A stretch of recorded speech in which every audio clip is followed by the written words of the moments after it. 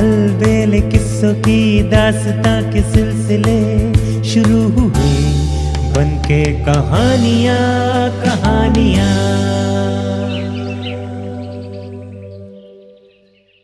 आइए सुनते हैं आज की कहानी सपने की संपत्ति। एक राजा था, उसका राज्य सबसे बड़ा था, उसकी प्रजा सुखी थी, किसी बात की कोई कमी नहीं थी।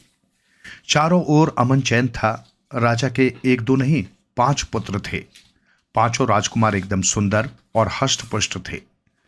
राजा उनको देख देख कर प्रसन्न होता था। एक दिन राजा राजसभा में थका हारा लौटा। उसने भोजन किया और अपने कक्ष में विश्राम करने लगा। पलंग पर लेटते ही उसकी आंख लग गई।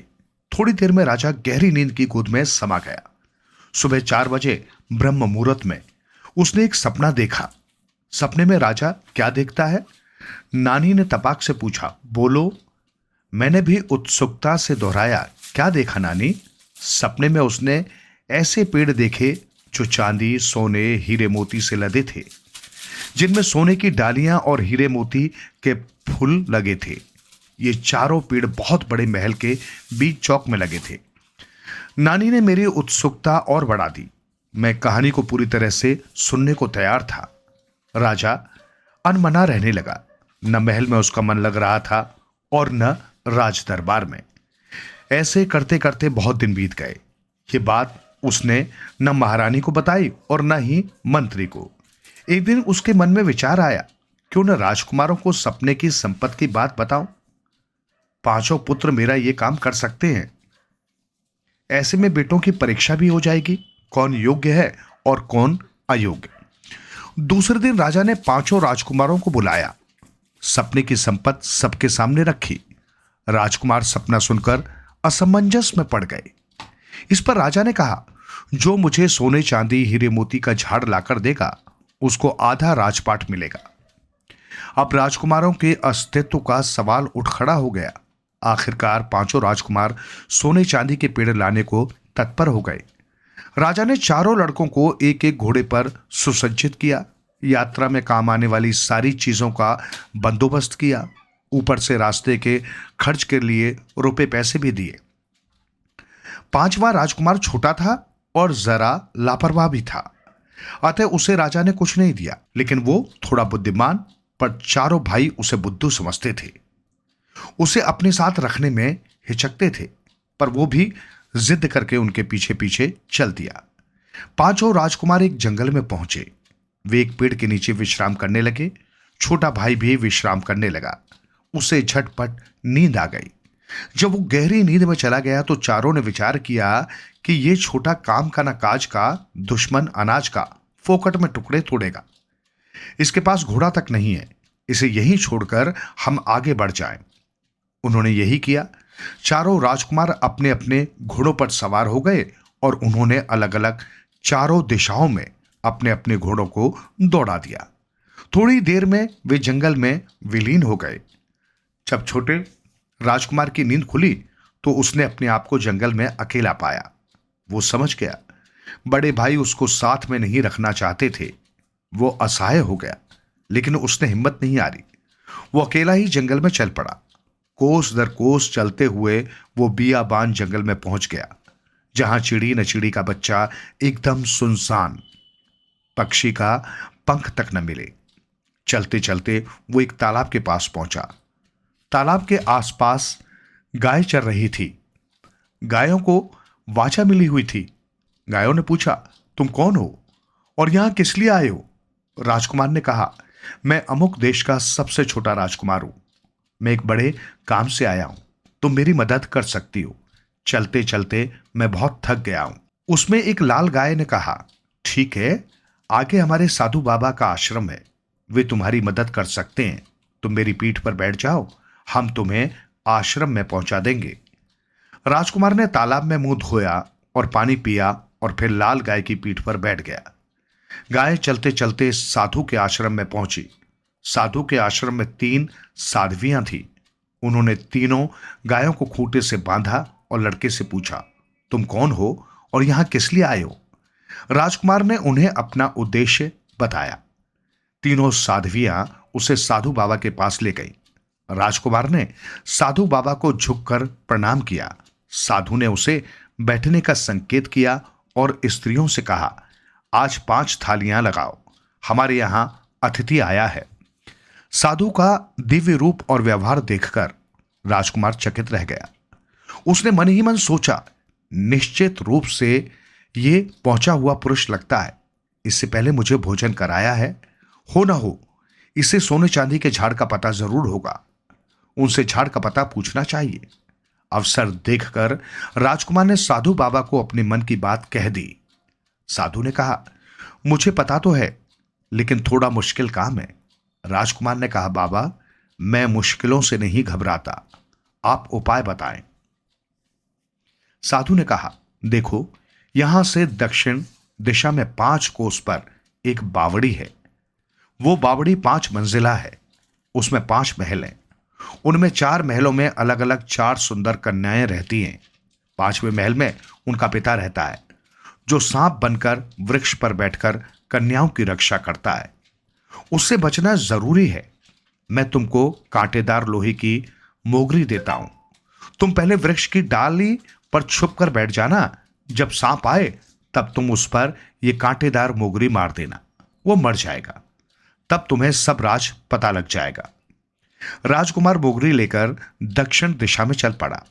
5 कोस पर उसे वो बावड़ी मिली। उसने झांक कर देखा, बावड़ी में पानी लबालब भरा है। पास में एक झाड़ खड़ा है। वो समझ गया कि मुझे इसी झाड़ की डाली पर बैठना है। वो बावड़ी में उतरकर चुपचाप वृक्ष की एक डाली पर बैठ गया और सांप की प्रतीक्षा करने लगा। थोड़ी देर में सांप रेंगता हुआ आया।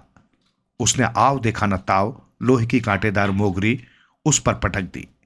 थोड़ी देर में सांप मर गया।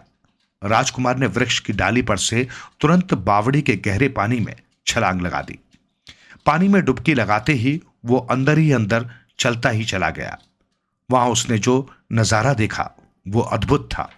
उसने देखा 4 बड़े बड़े रतन जड़ित सोने चांदी के महल थे। वो एक एक महल की रौनक देखकर चकाचौंध में पड़ गया। वो चारों महलों के भीतर गया, चारों कन्याओं से मिला। वे भी राजकुमारियां थीं। उनके पिता ने उन्हें कैद कर रखा था। अंत में उसने बताया, मैंने तुम्हारे सांप पिता को मार दिया है, अब तुम मेरी रानियां हुई। सभी कन्याओं ने आश्चर्यपूर्वक राजकुमार को देखा और बोली, चलो अच्छा किया जो तुमने हमारे दुष्ट पिता को मार डाला, नहीं तो तुम्हारे सरीखे कई राजकुमारों को वो डस चुका था। कन्याओं ने बड़ी राहत की सांस ली। पर राजकुमार की अभी बात पूरी नहीं हुई थी। उसने कन्याओं से पूछा, ये सोने चांदी के झाड़ किस जगह हुए हैं? लड़कियों ने कहा, हम चारों कन्याएं ही चांदी सोने हीरे मोती हैं। सबसे छोटी कन्या ने कहा, मैं तुम्हें एक सोटी देती हूं, हमें खड़ी बैंत मारोगे तो हम तुरंत सोने चांदी हीरे मोती की झाड़ों में बदल जाएंगे, और आड़ी बैंत मारोगे तो हम वापस कन्याएं बन जाएंगे। ऐसा कहकर छोटी कन्या ने राजकुमार को एक बैंत दे दी। चारों कन्याओं को लेकर राजकुमार चल दिया। रास्ते में उसे विचार आया कि क्यों न इस बैंत की सच्चाई की परीक्षा ली जाए। इसलिए उसने रास्ते में चारों कन्याओं को खड़ी बैंत से मारा तो वे तुरंत सोने चांदी हीरे मोती के झाड़ बन गए। फिर आड़ी बैंत से मारा तो वे राजकन्याएं बन गई। अब उसे बैंत पर पूरा भरोसा हो गया। वो उनको लेकर घर की तरफ चल दिया। चलते चलते एक जगह ऐसी आई जहां उसके चारों भाई आकर ठहरे थे, जो खाली हाथ लौट रहे थे। छोटे राजकुमार के साथ 4 राजकुमारियों को देखकर वे जल गए। छोटे राजकुमार ने कन्याओं और बैंत का रहस्य भी बता दिया। चारों भाइयों के मन में खोट तो पहले ही था। उन्होंने छोटे राजकुमार को एक पेड़ से बांध दिया और राजकुमारियों को लेकर राजमहल में पहुंच गए। छोटी राजकन्या बहुत होशियार थी। उसने देखा कि छोटे राजकुमार के साथ धोखा हुआ है। वो चुपके से असली बैंत बंधे हुए छोटे राजकुमार को दे आई और नकली बैंत इन चारों राजकुमार को दे दी। राजा ने चारों राजकुमारों की आगमनी की। उनके साथ आई 4 कन्याओं का भी स्वागत सत्कार किया। राजा बहुत प्रसन्न हुआ। राजा को अपने योग्य राजकुमारों पर गर्व होने लगा। उसे भरोसा हो गया था कि चारों राजकुमार सफल होकर लौटे हैं। राजा ने सारे राज्य में मुनादी करवा दी कि राजा के बेटों की कामयाबी का प्रदर्शन राज दरबार में सबके सामने होगा। राजमहल में सोने चांदी हीरे मोती के पेड़ लगेंगे। सारी जनता ये देखने के लिए उमड़ पड़ी। राज दरबार में तिल भर जगह नहीं बची।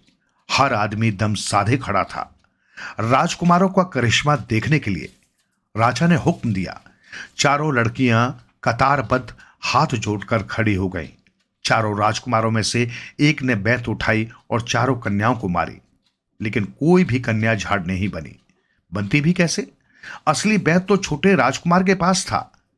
फिर दूसरे राजकुमार ने बैत चलाई, फिर भी कुछ नहीं हुआ। फिर तीसरे और चौथे ने भी खूब हाथ आजमाए, परंतु कन्याएं बेचारी बैत खाती रही, कुछ नहीं बोली। राजा सकते में आ गया। जनता हंसने लगी। अच्छा मजाक बन गया। इतने में सबसे छोटी कन्या ने कच्चे सूत के धागे से हाथ बांधकर विनती की। एक बारीक आवाज गूंजी और सारी जनता में फैल गई। सब लोग चुप हो गए। राजा भी लड़की की तरफ देखने लगा। राजा साहब, गुस्ताखी माफ हो, गुनाह माफ करें तो सच बात बताऊं। राजा ने लड़की की फरियाद सुनी, उसका गुनाह माफ किया। छोटी कन्या ने सारी बात बताते हुए कहा, असल लड़का तो जंगल में बंधा है, उसे बुलवाइए। राजा सैनिक भेजकर उसे बुलवाते हैं। राजकन्याएं वैसी की वैसी ही खड़ी रहती हैं, डर से कांपती हुई। राजा पांचवें नकारा लड़के को देखकर खुश होता है। उससे कहता है, यदि तुम सफल होकर आए हो तो बताओ। लड़का चारों कन्याओं के पास असली बैत लेकर जाता है। चारों को खड़ी बैत मारता है और वे तुरंत सोने चांदी हीरे मोती के झाड़ में तब्दील हो जाती हैं। यह नजारा सारी जनता और राजा स्वयं अपनी आंखों से देखता है। सब आश्चर्य करते हैं। फिर राजकुमार आड़ी बैत मारता है तो वे सुंदर राजकन्याएं बन जाती हैं। दरबार में छोटे राजकुमार की जय जयकार होने लगती है। राजा छोटे राजकुमार को गले लगा लेता है और उसे राजपाट सौंपने की घोषणा करता है तथा उन चारों राजकुमारों को देश निकाला दे देता है। छोटे राजकुमार का विवाह बड़ी धूमधाम से चारों राजकुमारियों से होता है, जिसका कि वो हकदार था। राजा पिता ने जिन चारों राजकुमारों को देश निकाला देने का हुक्म दिया था, उसे छोटे राजकुमार ने वापस ले लिया। बाद में छोटा राजकुमार एक लोकप्रिय राजा सिद्ध हुआ।